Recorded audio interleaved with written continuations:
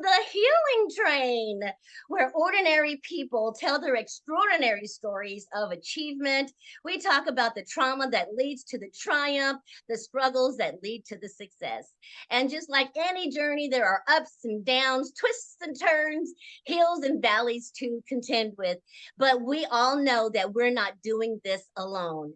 I want to welcome you here today on behalf of Spirit Source Connection, where we believe that we are multi-dimensional spiritual beings and we enact that supernatural power through our identification, through our imagination, our visualization, and creativity.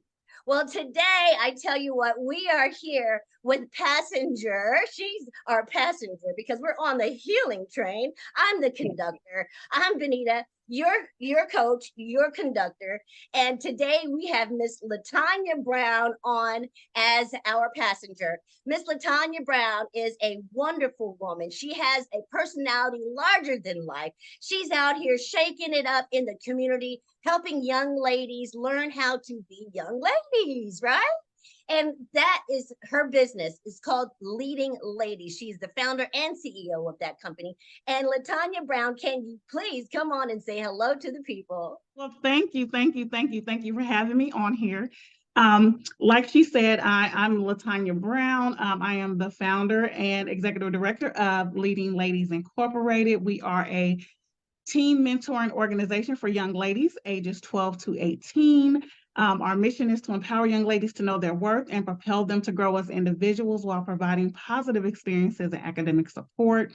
Um, I am also an author of a self-help workbook for families who have a loved one in addiction, which is called Courageous Love. It is for those who have a loved one who has experienced addiction, as well as recovery.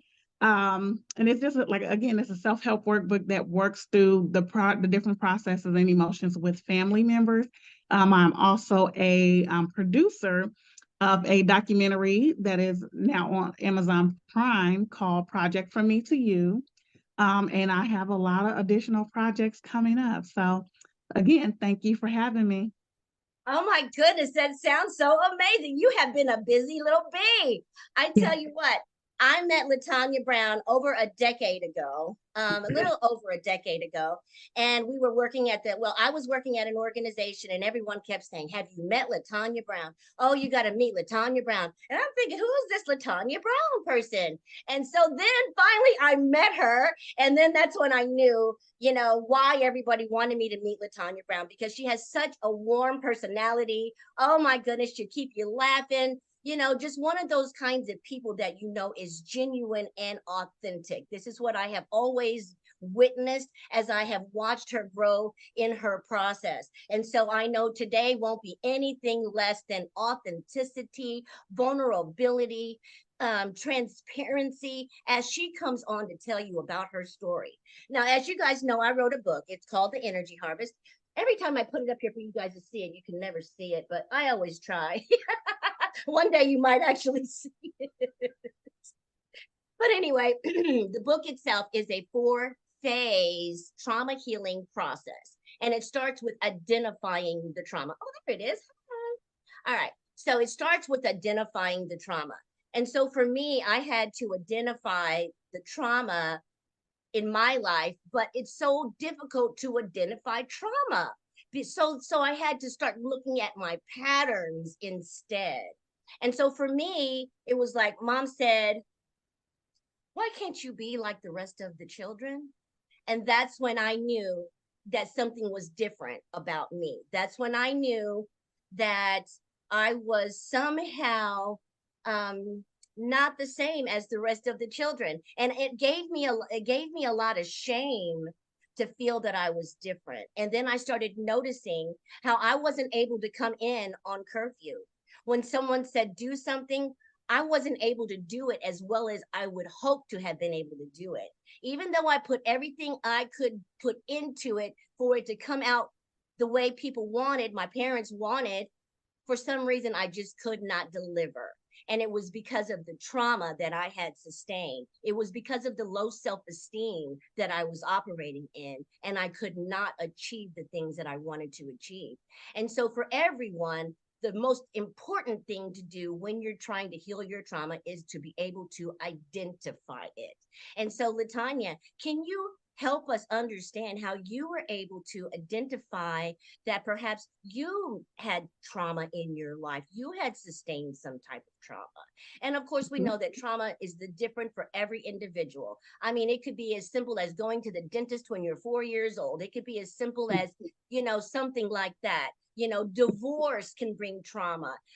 Always, we know that addiction brings trauma. We all know those other ways that bring trauma, but everybody has their own unique experience when it comes to trauma. So, can you please take us through how you realized you had been traumatized and what was the thing that alerted you and how did you identify it? Okay, so I'll give you a little bit of backstory.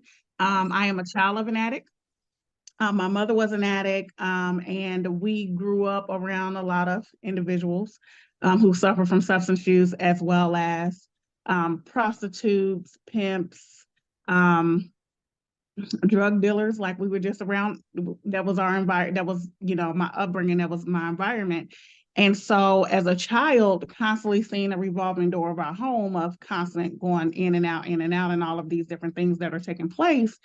I didn't like grasp it at the time, but it was just kind of like, okay, this is the norm. This is all I know. This is what I'm used to. Nothing is different because I don't see anything different.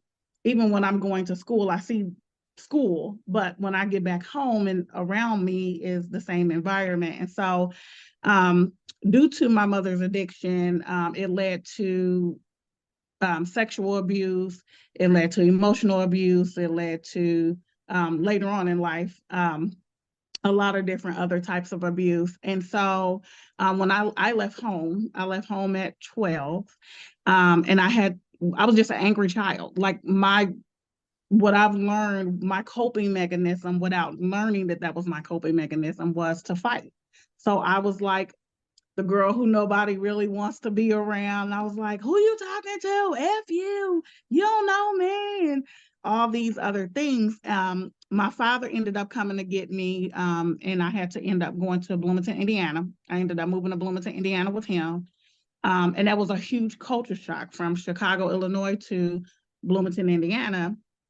In addition to that, he was just trying to get a feel for, like, okay, who I was, kind of how he about to do this, being the father and having this a full-time daughter at this point now. And so, and I was just an angry child. I was angry, and I didn't realize that I was angry, and I was carrying all of these emotions and all of this baggage and all of this hurt and all of these other different things with me. And it took for me to be homeless in high school and kind of live pillar to post. And for me to, one of my best friends, I stayed with them for a little bit, and she was on the step team. And so, because she was on the step team, of course, I had to kind of go be on the step team too.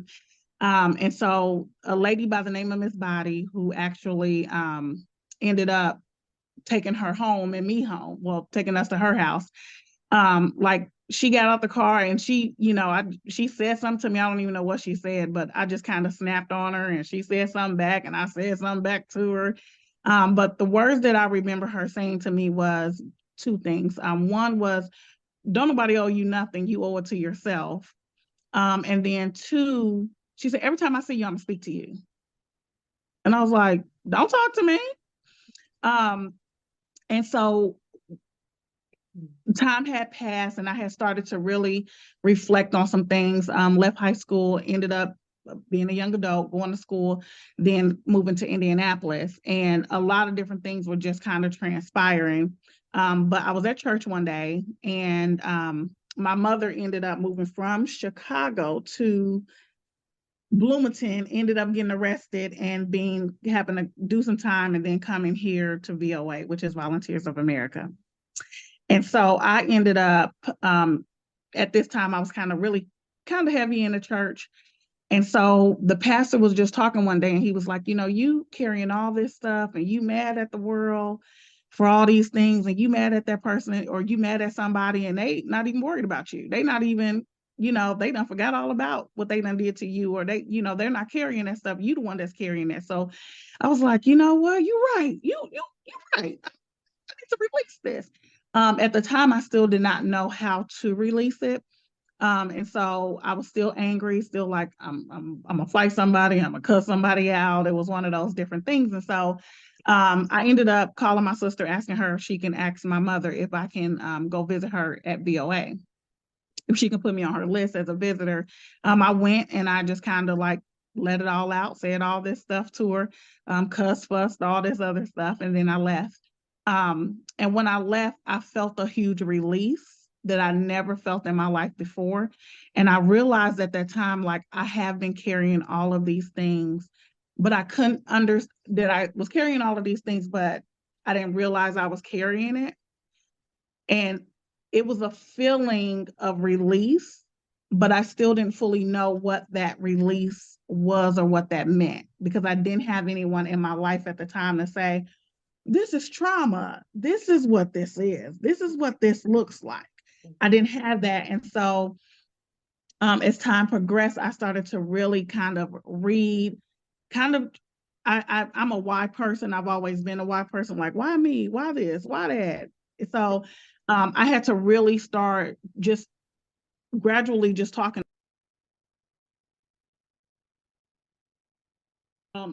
asking questions in regarding what does that really look like? Like, what am I feeling? What is this? Coming up, therapy was never like thrown out there. I never did therapy. I didn't know what therapy was. I didn't know that there was even somebody who you can talk to.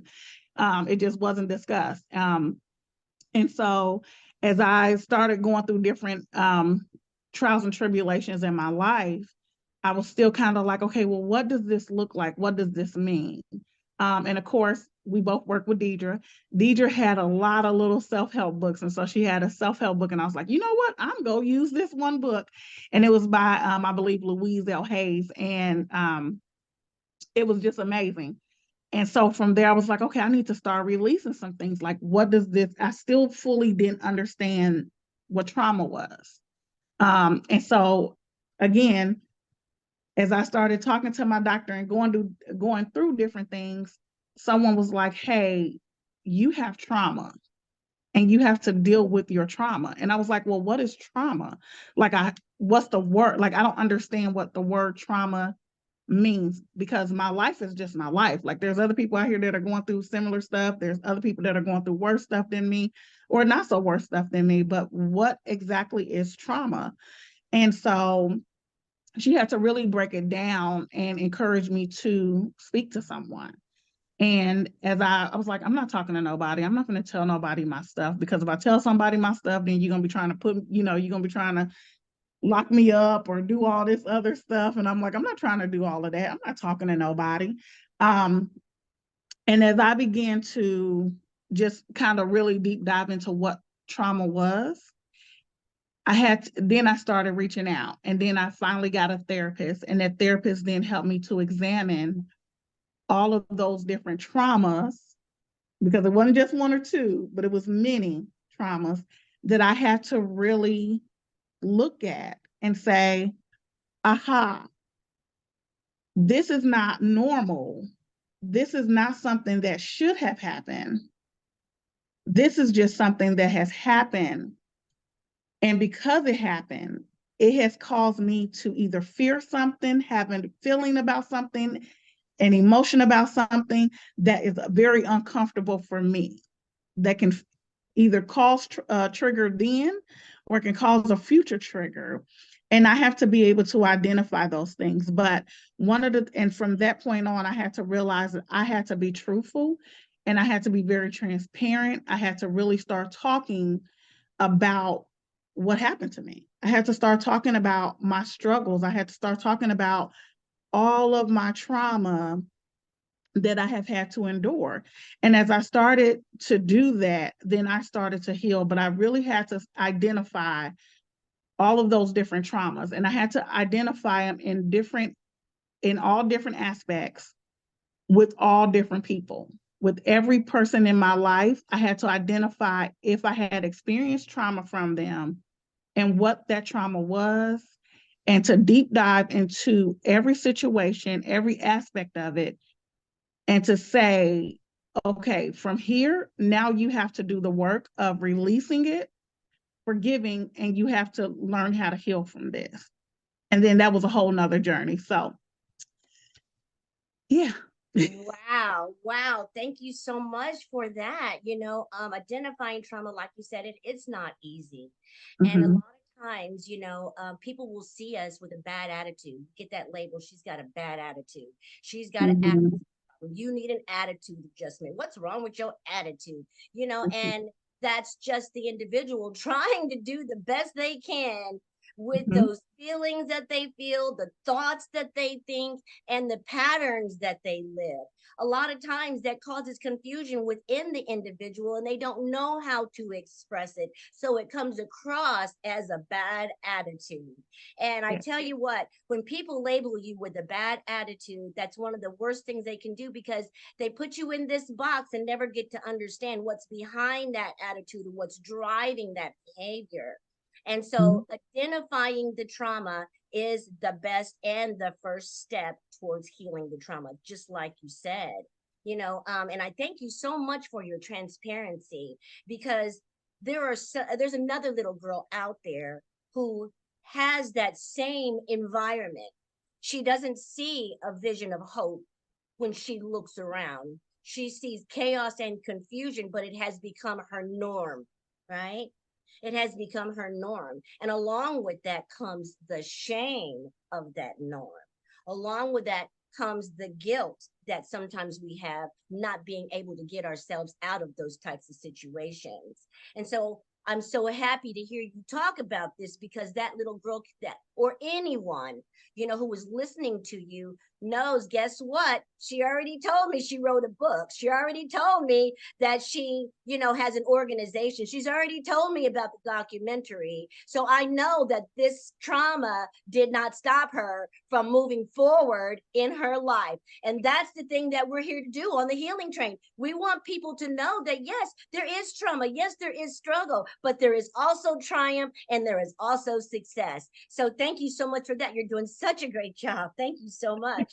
And so as we continue to move on, we're talking about the Energy Harvest workbook. It's a 4-phase trauma healing system, and it begins with identification. And then the next phase is set. Get set. How do you get set? How do you change your mindset?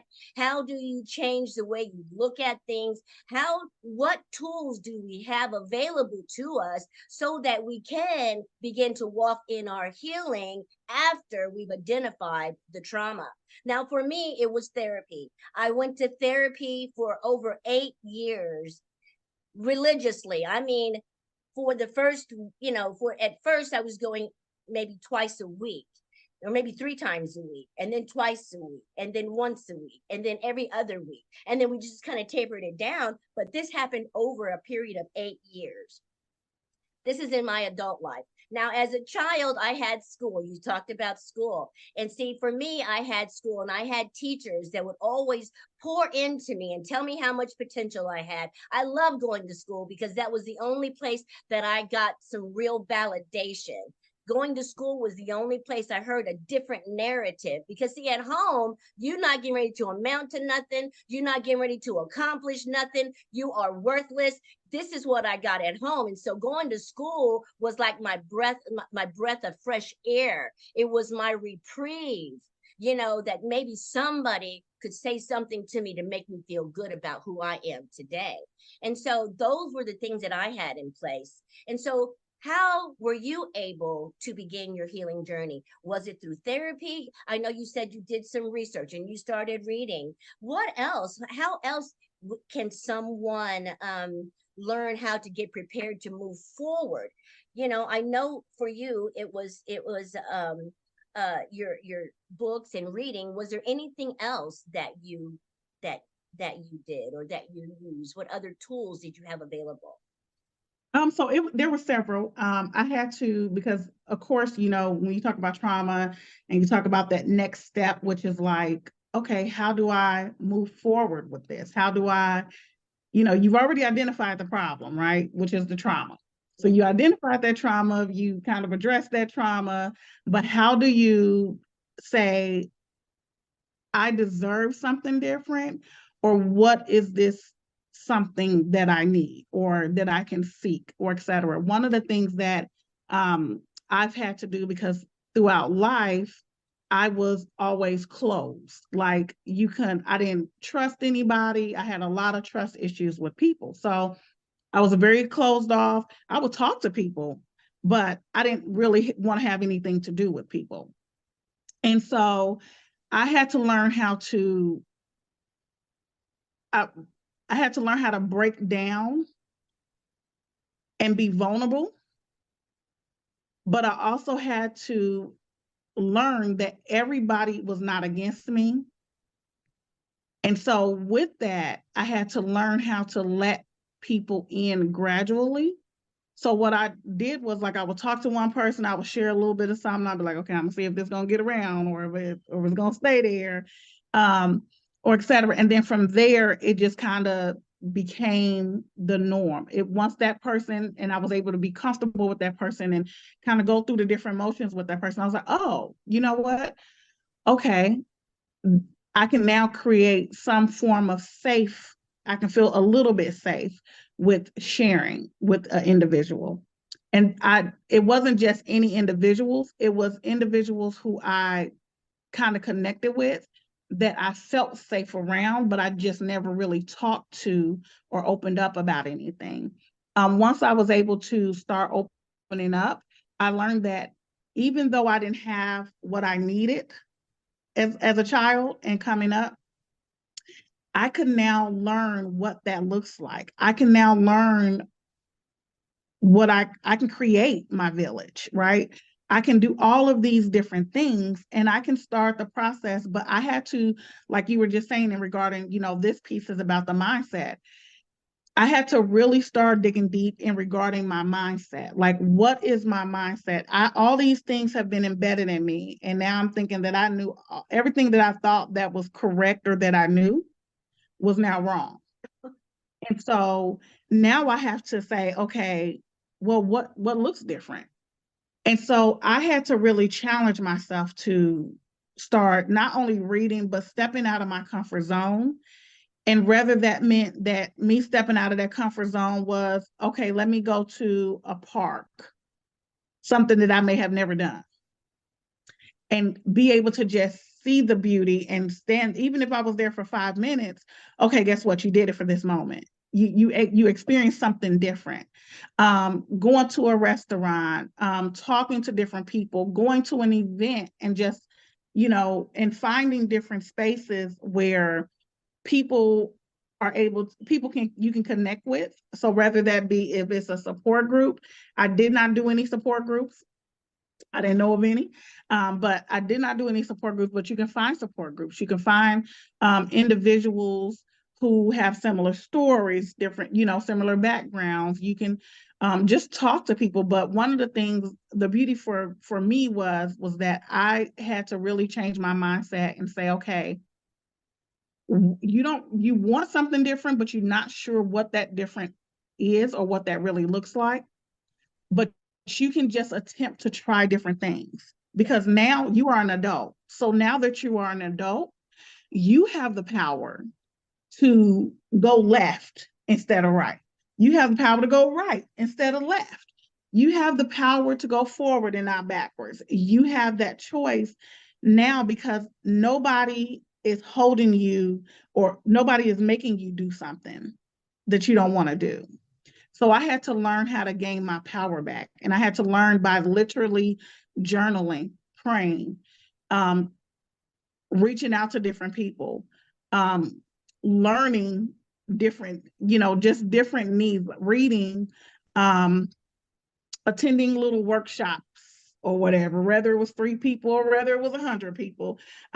Just being able to do those things allow for me to step out of my comfort zone, but also learn how to create a safe space for myself and my mental status.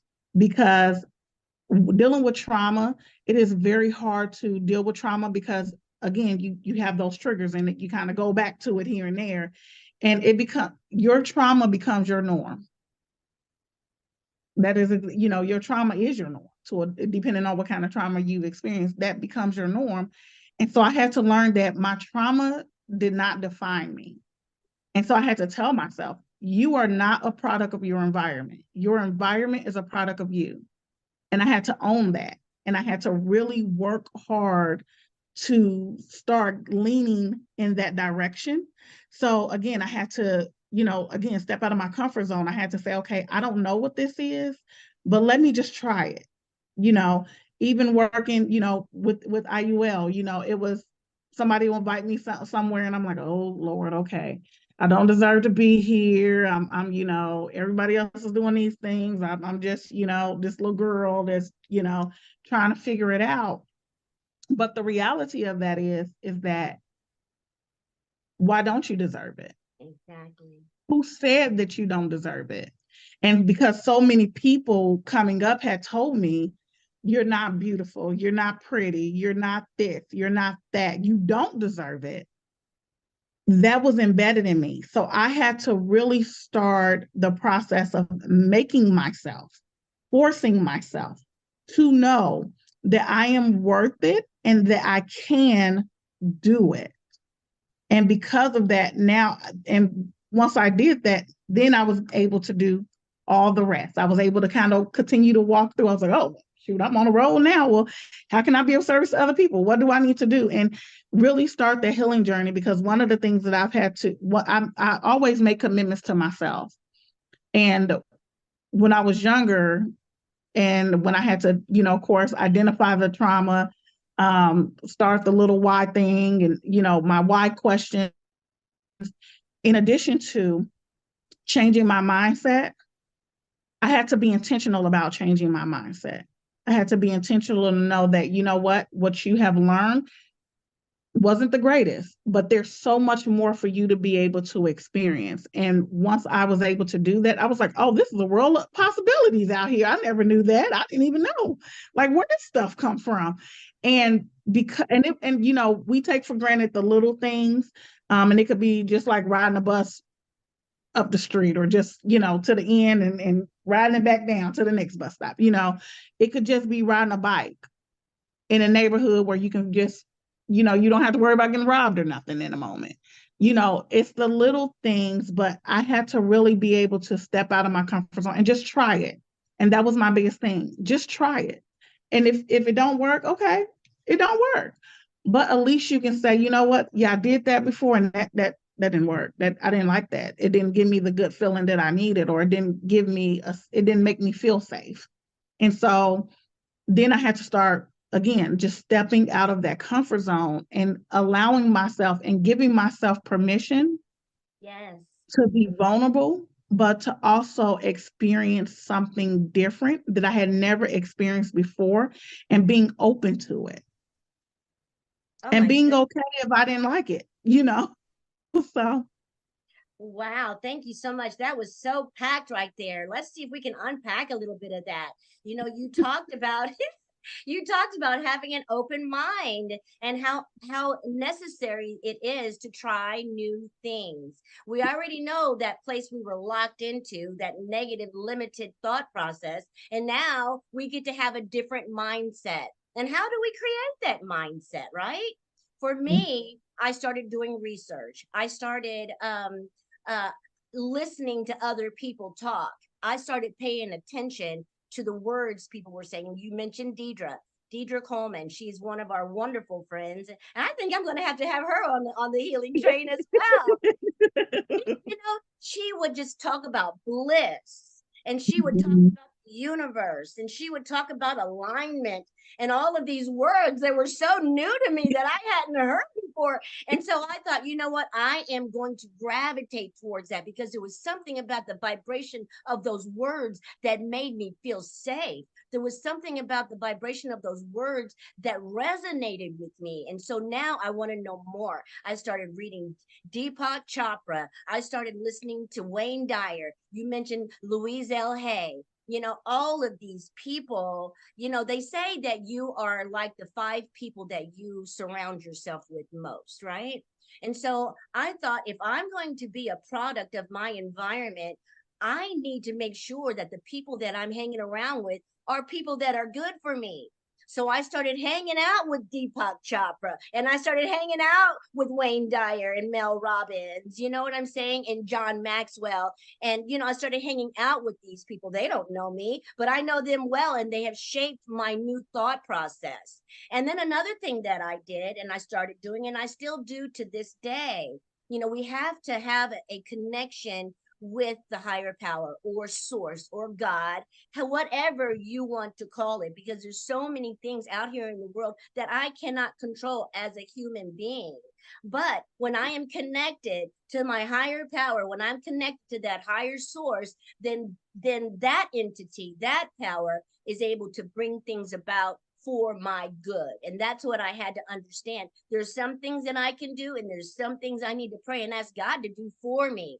There's some things that I can do, and then there's some things I have to allow to just happen naturally. Some things I cannot control. And that was the biggest thing for me to understand, because I was out here trying to control things that I had no control over and accepting things that I needed to be changing, So I was just in a world of mess. But once I was able to change my mindset, something happened, Tonya. I started feeling a different way about me. I started looking at myself differently. I would stand in the mirror and I would do these exercises. I love you, Benita. Roll my eyes like, yeah, okay. You know what I mean? Until it started affecting me on the inside, until I really started loving myself. But it wasn't enough to just say it. Now I have to follow it up with some loving action. What is the loving action that you're going to prove to yourself that you love yourself? Well, I wouldn't get my nails done. I wouldn't do those kinds of things because I didn't feel like I deserved those kinds of things. And so I started pampering myself. I started taking my eating better. I started, I lost weight. That was an act of love for myself, so I started trying to find ways to show that I really do love me, and so along with that, journaling, going to different groups, I am also a product of the 12-step modality. And so I had, all of, those activities to go to, and all of the people, in the fellowship to actually help secure me and hold me up when I wanted to fall down. You know what I'm saying? And so thank God that he was able to deliver me to those people who were able to actually get me started on my healing journey. And from there, God took over and woo, it's just a whole nother level, and so as we continue to talk about this energy harvest, okay, this workbook, we've talked about identifying trauma and trauma patterns. We talked about changing our mindset and bringing new energy into our lives so that we can have a new process, a new way to see things, a new paradigm, if you will. And so now we're moving into the achieve portion. And so because we have a relationship with the God of our understanding, with the source, then there are some things that we can achieve that we were not able to achieve before. Now that we have a new mindset and we're able to see ourselves in a loving way, now we can make a vision and start achieving things in our lives, right? I wanted to have a degree, so I went to school. I wanted to help people, so I just started helping people. And the next thing you know, I wrote a book. And the next thing you know, I started a business. And it's just all because I want to help others understand what trauma is, and that trauma is not a death sentence. You do not have to be a product of your trauma. You can now be a product of your healing. And so as a product of your healing, now you're set up for success. Now you have all of these wonderful tools in your tool bag. You have all these new processes that you have it incorporated in your life. Now you're walking high and you're feeling good about you, right? So tell me what it feels like, Tonya, to achieve all of these wonderful things in your life that you had no idea as a little teeny tiny LaTonya, you had no idea that you would be that you would have such a big presence in the world today. How does it make you feel knowing that you have achieved healing in your trauma and that you are continuing to achieve wonderful things in your life? How does that make you feel? Thank God. Thank God, thank God, thank God. But it makes me feel grateful. I have a lot of gratitude, a whole lot of gratitude. One of the things that I promised myself, because like I said before, I make commitments to myself. And one of the commitments that I made to myself, even like with having kids, when my daughter was little, was um, I have to heal so that my kids don't have to heal from me being their parent.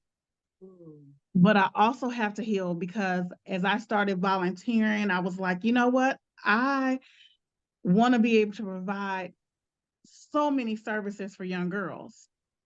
But I don't want to go into it because I was volunteering at a few different places, and a few things that I seen was one of the main things that I seen was you had a few women who were working with kids or girls, and they were working with them in order to heal themselves.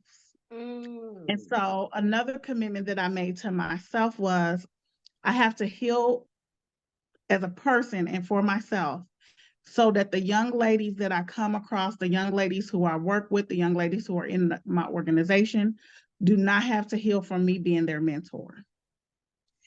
And I don't ever want them to feel as if I'm putting me onto them, because all of our journeys and our walks are different, right? They're all different and all of our stories are different. But I want to be able to give them the tools to be able to say, you know what, I've learned this from this organization. I've learned this from Leading Ladies, and be able to apply those skills and those tools in their future. I want to be able to, I want to be able to be the person that, now I will say this, I want to be able to be I always wanted to be the person for every young girl in the world who I needed for myself.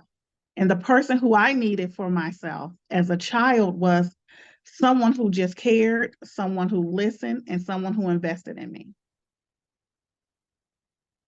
Wow, that's powerful. And I wanted those things. And so I make sure that I am always making sure that I am speaking life into these girls, that I am providing them with as many positive experiences and opportunities as I can, and that the good Lord will allow.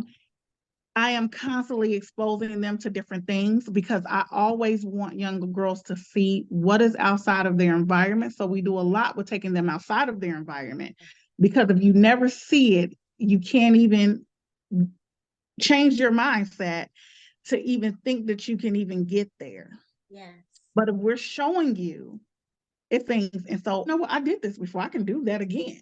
There's nothing stopping me from doing it except for me. And so that's one of the biggest things, is just being a vessel, being that tool for these young ladies and for everyone who I come in contact with, everyone, being able to just be that person. I want them to be able to see the God in me in everything that I do, because God has definitely brought me mighty long ways. God has been there through this journey, and God is the first person that I trust. I mean, not the first person that I trusted. It was like, oh, I can give you something and I ain't got to worry about, all of these other things. Okay, let me just see how this gonna go. Let me give it a try. Everybody else give it a try, so I'm gonna give it a try too. And that was one of the best things that had ever happened for me. And so I am very spiritual, in addition to just everything else. And so I think that it's vital and it's important for me to be able to give back what I got, because I got a lot and I had a village. Let me be very clear. I had a village, even though I moved to Bloomington with one dad, and then I ended up leaving his house and all that. Well, we ended up getting into it and I left.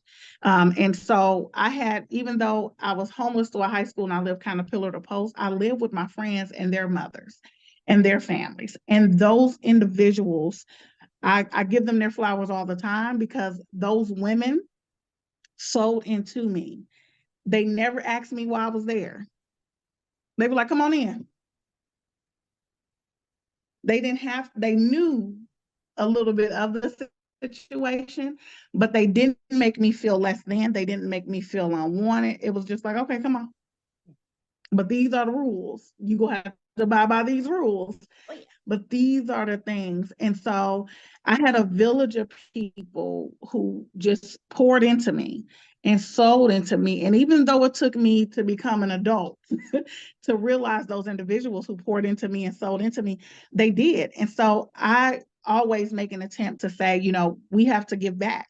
I don't regret anything, and I'm grateful, literally grateful for all of the trials and tribulation. I'm grateful for the trauma, because if I not had that trauma, even though that trauma hurt, pain, it was, you know, damn near almost killed me. That trauma led me to the person that I am today. And so I'm grateful for that. So definitely gratitude. That's how all this makes me feel, is grateful. Wow, that, I can so relate to that. I can so relate to the part about hanging out at other people's homes, where you felt love and where you felt accepted. I gravitated to my friends' houses as well. I was always somewhere other than home, because I just always felt more secure and more loved someplace else. And it is what it is. I know my parents did the best that they could with what they had. You know what I'm saying? I'm not putting them down in any way. They loved me the best way they knew how. Hmm? Was it healthy for me? Not exactly, but what I do know is it gave me something to work on. It gave me Yeah, something, to drive me. There was still something to drive me, and so today in my life, as I see all the achievements that I have achieved, I know that I did not do them alone. I know, and I absolutely. realize now, after writing this book, at the end of the book, God shows me why all of the things that I went through was necessary. Yeah. He showed me why it was necessary for my father and I to have the conflict throughout life that we had. He showed me Mhm. why it was necessary, for me to walk down that path of darkness that I walked down, so that I could Mhm. identify and help others identify once I Yeah. made it to the other side. Did I and Mhm. and all through, he kept convincing me that this was not going to be the end of my story, that he was going to deliver me, that he was going to take me through it. And lo and behold, you know what I'm saying? God is a man of his word. He is a God of his word. And he was faithful to me. He brought me out. And now, as you're saying, it's time to give that back. It's time to Yeah. pour that back into the people. And that's why I'm so grateful for the healing train, because Yeah. here we show people what's possible. You see what I'm Mhm. saying? If you do Yeah. not have a positive environment, you're not going to know that it's possible for healing. You're not going to know that you could start an organization and help little girls. You're not going to know that you can write a book and be an author of a documentary. You're not going to know these things unless someone shows you what is possible. And that's why I'm Yeah. so grateful for this platform that God has allowed me to create, and bringing people on. Somebody's going to resonate with my story, but that somebody might not resonate with me, but might resonate with your story. And so that's why I bring passengers on like yourself to tell your story, because there's someone out there that needs to hear your version of triumph. They need to hear your version of the struggle to success. And so we talked about identifying the trauma and the trauma patterns. We talked about changing our mindset and giving ourselves, the opportunity to unlearn and relearn some things, right? And then we talked about achieving some success, achieving healing. And now we want to talk about sustaining, after all of that giving back, after all of that pouring into everyone else, after all the work that goes behind the scenes to be able to produce these things. How, LaTonya, tell me, how do you sustain that bubbly attitude? How do you keep your cup full so that you can pour into others? Tell us what your process is like. So my process is prayer. I go to God for everything. But I also journal. I journal a lot, but I make sure that I also talk to my therapist too. But I also make sure I do self-check-ins with myself often. Okay. And that self-check-in is like, hey, what are you doing? Are you where you need to be? What is it that you're trying to do? How can you, write down who can help you to get there, or write down what you need in those moments, and be transparent and honest about it. For me, I have learned how to really just tap into myself and be self-aware. So on my down days, I'm like, okay, well, what's really going on? There's some stuff. We got to unpack this thing. On those good days, I'm like, okay, we got to still unpack this stuff, and just learning how to celebrate self, but understanding that everything is for a purpose. Like, I had to go through everything, like you were just saying. I had to go through all of this in order to be able to help somebody else out of it. And so for that, I'm grateful, but also how I move forward and those different things are, I just make sure that I'm always grounded, and I always come back to, it can always be me. So every person who I walk past, every person who I drive past, if it's a homeless person, like I always say a prayer for them in my head, because I'm like, it could be me. It could be me. It could just be me. It could be me. It could be me. And so I'm always self-aware, but I'm always checking myself as to where I am, or my thought process, or my thinking. If I'm around a group of people and somebody's doing something or saying something that is kind of making me uneasy or making me feel some type of way, okay, is it really them, or is it really something going on with you? Like, what's this why? And allowing for myself, again, being self-aware, to be able to say, you need to check yourself, because you may still have some unidentified things going on. But I also am very cautious and very knowledgeable as to what my triggers are, because yes, I have come a long way with my healing process. I have, and I'm not going to say I'm in different areas of aspect of different traumas. I am continuously healing. Yes. But I have healed from quite a bit of trauma. And so, but even with being healed and continuously healing, I still will have triggers of different things here and there. And there may be some things that triggers come up in that I haven't even, I'm like, what? Oh, I didn't even think that was even a trigger. And so again, being self-aware, so that I can really be able to just acknowledge, the different things that are going around me, the good, the bad, the ugly, but embracing those things, loving those things, and being the best of me. I always say it's you versus you until the best you emerges. And so continuously working on me, because I always want to continue to work on me. I never want to stop. So until God calls me home, prayerfully, that ain't no time soon. But I want to be able to be the impact for myself, so that others can see that.